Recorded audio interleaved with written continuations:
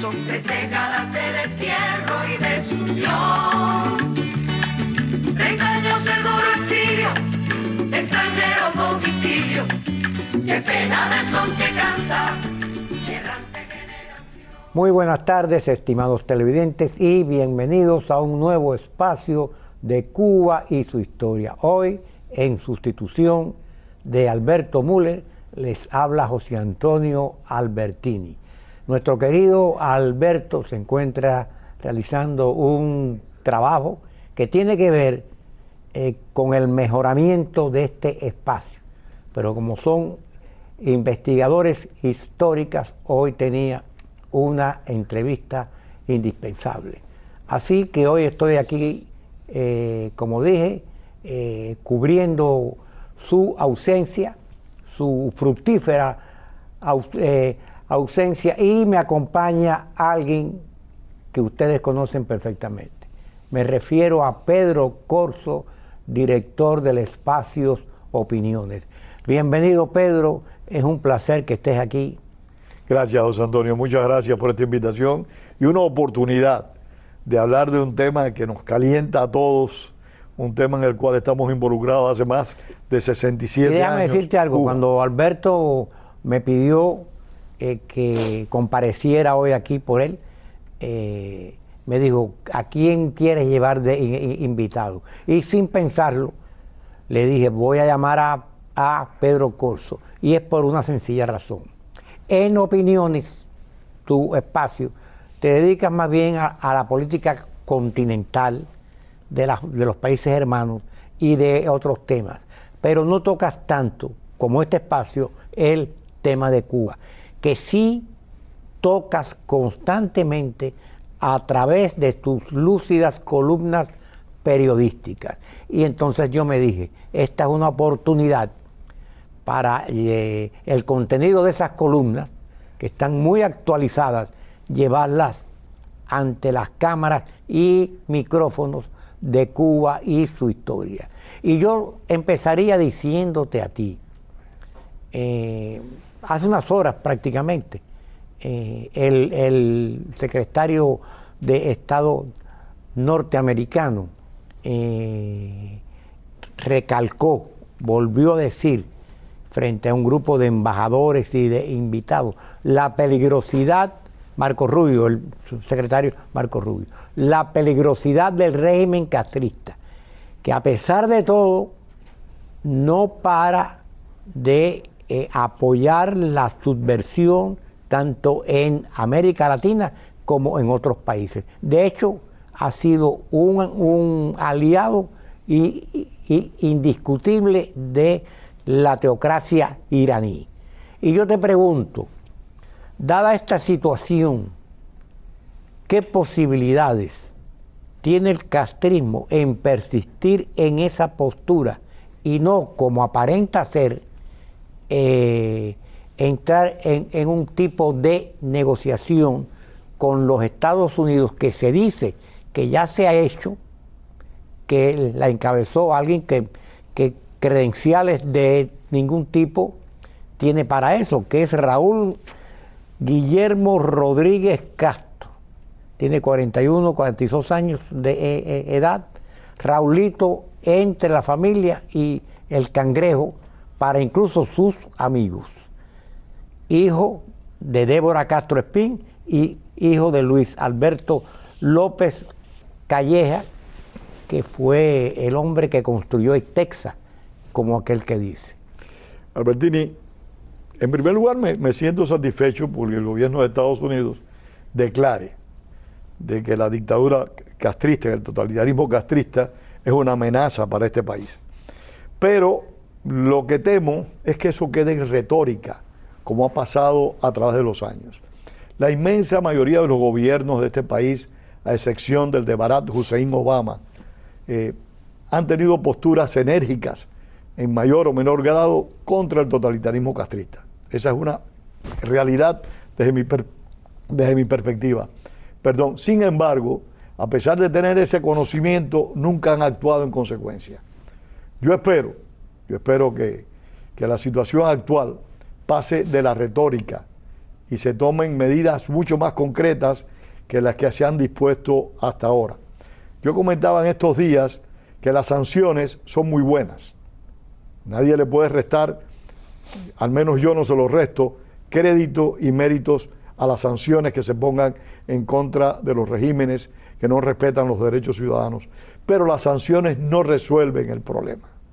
Las sanciones, si se quiere, limitan el problema, pero no lo resuelven. Hay que tomar acción directa, en mi opinión, en contra de los sistemas que violentan los derechos humanos. Máxime, viendo que en este momento, según se pueda apreciar, la situación en Cuba es realmente dramática, llegando a la tragedia explícita. De llegar a la tragedia explícita, Estados Unidos va a verse afectado una vez más por las proyecciones del sistema totalitario castrista. En consecuencia, yo creo que las acciones futuras van a ser más concretas, porque el secretario de Estado ha demostrado de verdad tener un interés muy grande de que en Cuba termine el sistema totalitario. Bueno, yo soy de la opinión que ninguna administración norteamericana ha enfrentado al castrismo de la manera tan directa que la actual administración está haciendo. Y pienso que en algún momento alguna acción se tomará. Y especulo más, considero que en esta administración el castrismo como tal deja de ser. No quiere decir que sea por un cambio brusco, pero que entren en un tipo, algunos sectores del castrismo, que entren en algún tipo de negociación con los Estados Unidos. Similar a lo que ha pasado en Venezuela, dices tú. Las situaciones nunca son iguales. Sí, pero pudiera ser. Pero para eso la familia Castro, la familia imperial, porque hay que decir que tienen características de la más rancia nobleza de los siglos XVI, XVII, XVIII que asoló Europa. Se ha demostrado históricamente que Cuba, a partir del año 59, es una finca de la familia Castro. No es una isla independiente, no es una república, es una finca de la familia Castro. Y donde más se demuestra es con este sujeto que tú acabas de mencionar, que llaman el Cangrejo. Siempre se me olvida su nombre y no me interesa. Raúl Guillermo Rodríguez este sujeto Castro Espín hace declaraciones constantes y permanentes como si él fuera el jefe del Estado cubano. O sea, es dueño de la finca, no es el jefe del Estado. Este sujeto habla como si él tuviera toda la autoridad del mundo. ¿Por qué tiene esa autoridad? Porque se la delega el verdadero dueño de la finca, su abuelo Raúl Castro. Le ha delegado toda esa autoridad y a mí eso me duele, pero a la vez que me duele, demuestra que cuando tú y yo empezamos esta lucha en el año 59 y 60, no nos equivocamos, porque siempre dijimos que los Castro miraban a nuestro país como parte de su propiedad. Fue un botín que conquistaron. Un botín. Ese es el término, como buenos piratas que han sido a través de la historia. Recientemente vimos en la televisión a este joven Raúl Guillermo Rodríguez Castro. Lo vimos conversando con un periodista norteamericano que le hizo una pregunta.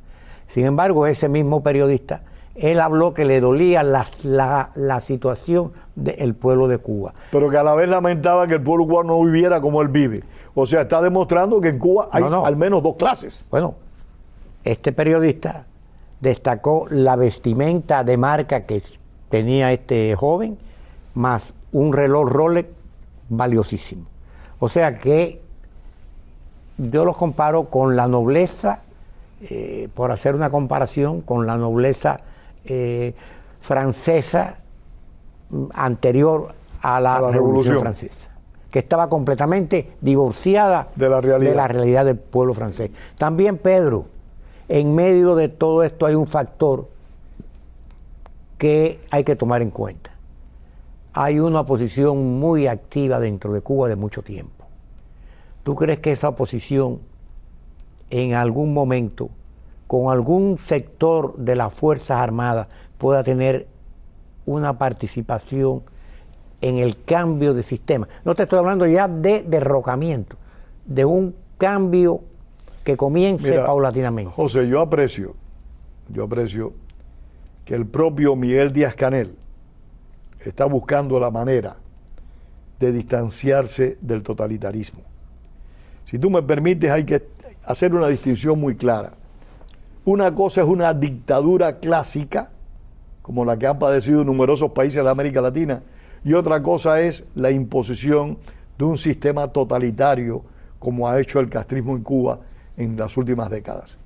Esa proyección es muy compleja, es muy difícil, y por lo que las últimas declaraciones de Díaz-Canel y de algunos de sus funcionarios, yo aprecio como que ellos quieren en alguna medida deslastrarse lentamente del sistema totalitario e ir abriendo espacios para una clásica dictadura, ya sea militar, cívico-militar o civil. Sin abandonar el poder. No, estaba yo hablando de hacerse dueño de una nueva forma de gobierno, dejar atrás el totalitarismo y empezar un proceso que pudiéramos identificar como post-totalitarismo. La dictadura siempre seguiría, por supuesto.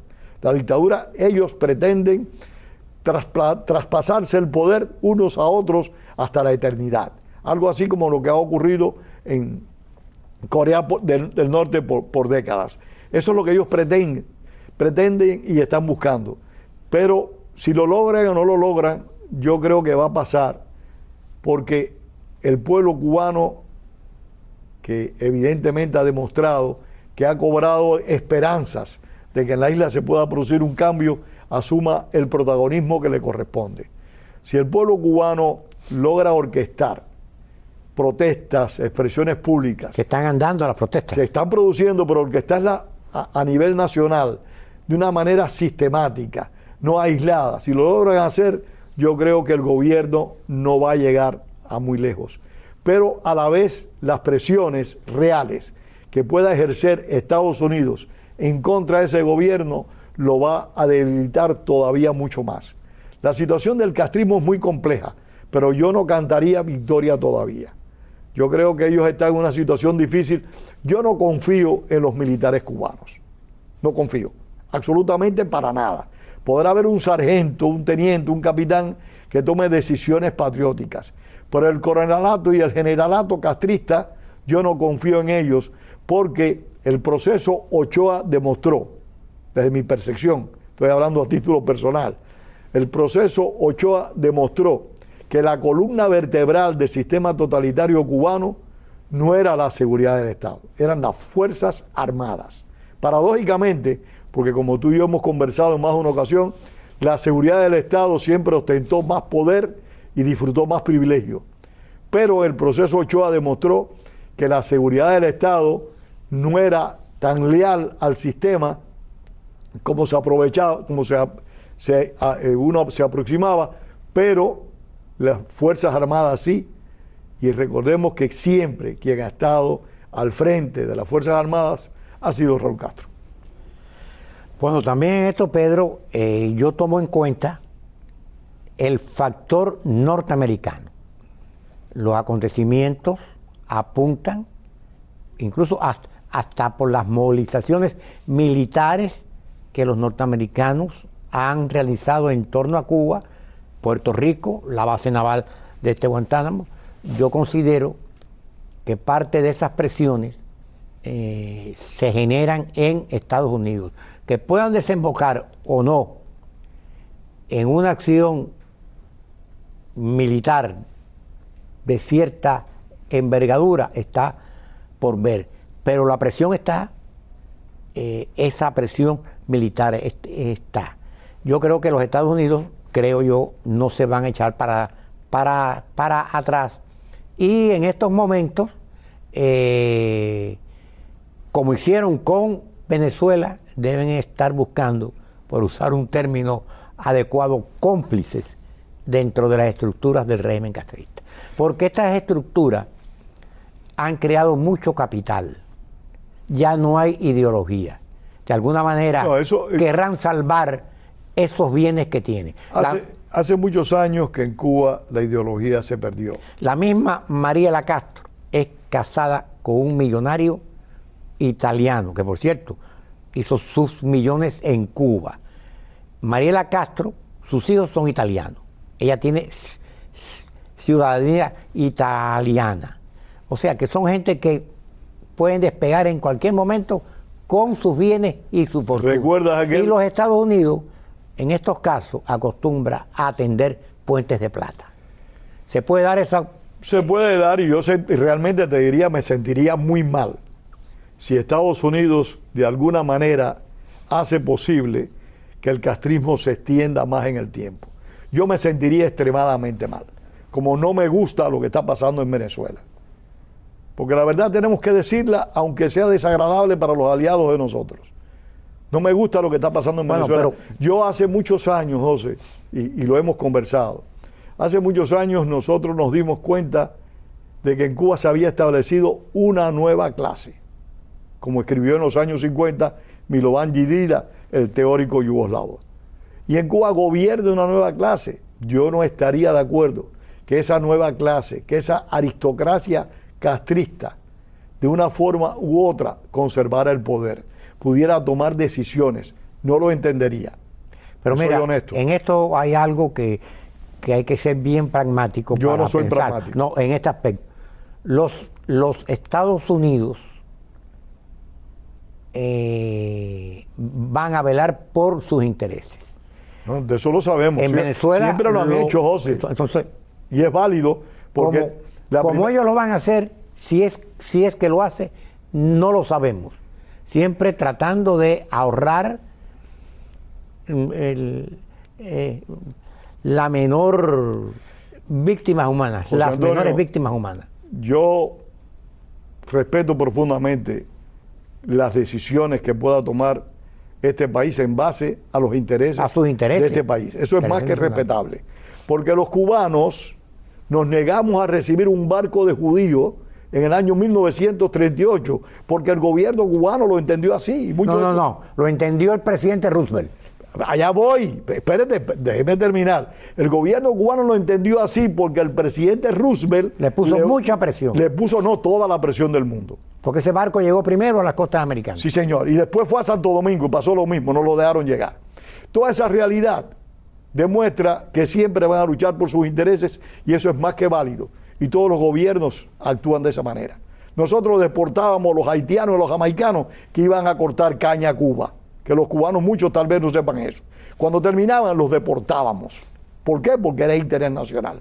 Eso es más que respetable. Pero yo tengo el derecho a decir qué es lo que yo quisiera para mi país. Yo no quiero para mi país una extensión del castrismo, que sea un lavado de cara del castrismo. Ya se llame Miguel Díaz-Canel o se llame el Cangrejo. No quisiera eso. Quiero que el sistema totalitario termine, sea extinguido, simple y llanamente. Pedro, quiero hablar de algo que yo considero que es muy importante y que debemos compartir con nuestros televidentes. Y es que el exilio cubano nunca ha dejado de luchar contra el castrismo de muchas maneras. Las maneras de enfrentamientos directos bélicos a través de la política y del conocimiento. Y el Instituto de la Memoria Histórica Cubana contra el Totalitarismo, que tú presides, ha venido realizando por 20 y tantos años. ¿Exactamente cuántos años? 27 en este momento. 27 años. Una labor de información seria, veraz, sobre el totalitarismo cubano, con análisis profundos sobre lo que lo originó, causas, consecuencias, incluso lo que podemos esperar. Ha generado una cantidad de documentales y libros, conferencias y de alguna manera el instituto, que no recibe ayuda gubernamental de los Estados Unidos ni de ningún gobierno, de nadie, se genera lo que hace con recursos propios, y algunos cubanos de una posición holgada que han contribuido. Y en esto me hace muchos presos políticos como Francisco Paco Talavera, como Alfredo Elías, como el doctor Santiago Cárdenas, como muchísimos, que me perdonen lo que no he mencionado, nos han ayudado. Luis Fernández, muchos. Ha sido una gran ventaja y un gran beneficio. Albertini, muy cierto, y te agradezco que hayas traído a colación. Pero bueno, yo quiero saber, para beneficio de nuestros televidentes, ¿qué hace el instituto y cuáles son las metas del instituto y qué planes tiene el instituto? Bueno, las metas del instituto son una sola: continuar recogiendo la historia de la lucha contra el sistema totalitario. Con ese objetivo se fundó y hasta ahora lo hemos cumplido. Y quiero decir algo para nuestros televidentes. Se está recogiendo la historia de la trayectoria del totalitarismo y de la lucha del pueblo cubano contra el totalitarismo de una manera veraz. No porque me dijeron que me dejaron de decir. Todo lo que genera el instituto son hechos comprobados. Mira, nosotros hemos publicado hasta el momento 30 y tantos libros. Hemos hecho 16 documentales. Y quiero invitar a los televidentes para el sábado 1 de agosto, a las 2 de la tarde. Vamos a proyectar en Sentir Cubano, en la calle 8 y, si no me equivoco, 31 Avenida, frente a donde estaba la Ediciones Universal de nuestro hermano El Gordo Salvat, que en paz descanse. Vamos a presentar un documental sobre un preso político cubano llamado Armando Sosa Fortuny.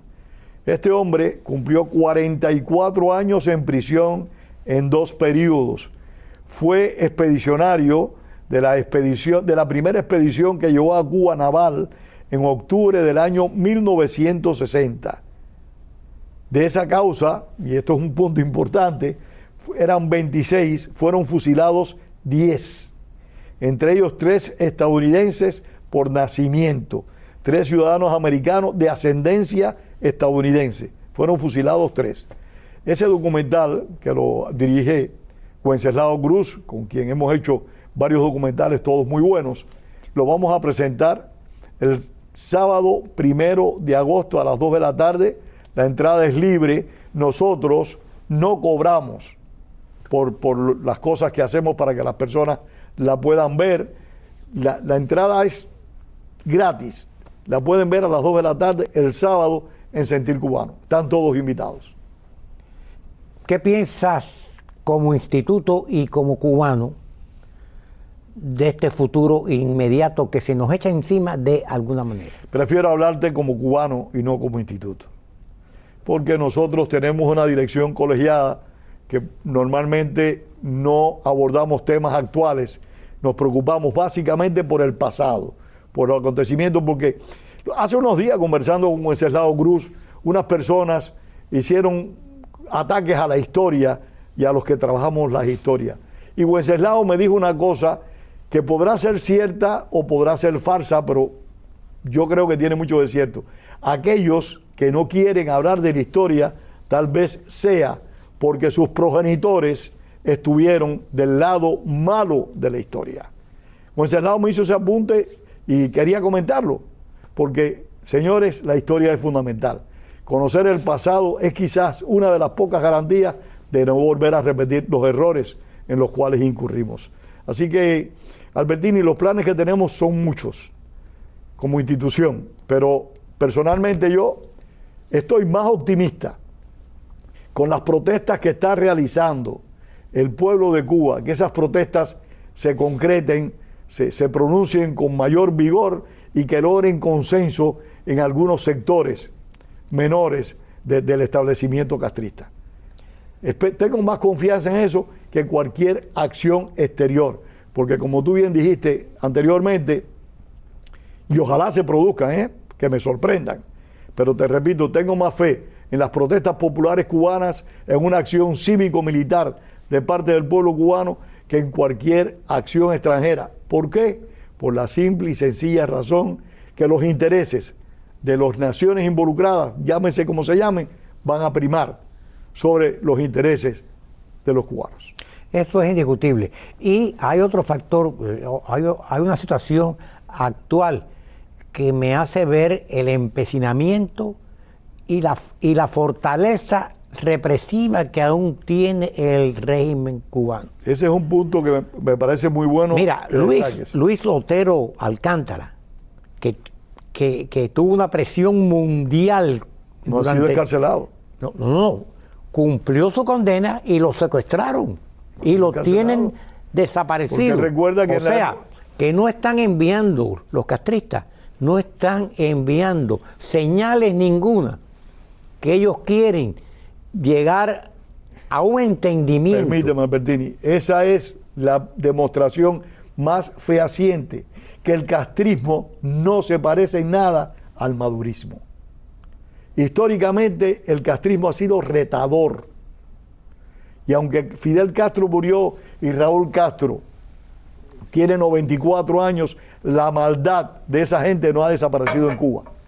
Miguel Díaz-Canel está interpretando a conciencia, por eso está ahí, porque no es nada más ni nada menos un esbirro distinguido. Miguel Díaz-Canel está interpretando a conciencia el legado de los hermanos Castro. Bueno, por eso se mantiene ahí, por eso no por esa cuestión. Escenarios posibles, 2 minutos. Escenario posible, y el que yo desearía, es un levantamiento popular que no cese en su acción enérgica en contra del sistema totalitario. Tú sabes que yo he pensado, esto es una idea muy peregrina, que los pueblos como las naciones tienen, como las familias, tienen herencia genética. No sería factible una situación en Cuba como la que sucedió en el 1933, sobre todo con la sublevación de los sargentos y que se sumaron los estudiantes. Sí, es muy posible, es muy posible. Es muy posible porque mira, una de las cosas, y lamentablemente el tiempo y hay materia embrionaria para pensar por así. supuesto, una de las cosas que más a mí me ha llamado la atención es la juventud cubana. La juventud cubana durante muchos años, después de nuestros tiempos, de los años 60, se apagó. Y hubo resistencia y protestas en Cuba, pero era de hombres de 40, de 50 años. La juventud no tenía una acción pública. En los últimos años son los jóvenes cubanos los protagonistas de la lucha contra el totalitarismo. Y yo creo que sí, yo creo que la juventud en su momento asuma el rol histórico que nuestro país siempre ha tenido, porque la juventud cubana históricamente siempre ha estado a la vanguardia de la lucha por la libertad y la democracia. Pedro, muy interesante esta conversación, pero se nos acaba el tiempo. Y ustedes, queridos televidentes, muchas gracias por haber compartido hoy con nosotros este espacio. Hasta la próxima vez. Que tengan todos muy buenas tardes. De nostalgia, son 3 décadas del destierro.